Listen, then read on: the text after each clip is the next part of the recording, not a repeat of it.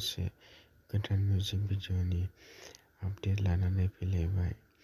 नोंथांमोना आंनि भिडिअ'खौ जोबजासिम नाय, होमबासो मिथिगोन माबे चेनेलाव होदों। नोंथांमोना आंनि भिडिअ'खौ स्किप खालामालासिनो जोबजासिम नायलाङो। बिथांमोननि बे एलबामा जोबोरैनो नायनो मोजां जादों। बिथांमोना बे एलबामखौ रिलिज खालामबाय। बे भिडिअ'नि लिंकखौ डिस्क्रिप्शन बक्सआव होनानै दोनदों। नोंथांमोना डिस्क्रिप्शन बक्सआव थांनानै नायहैनो हागोन।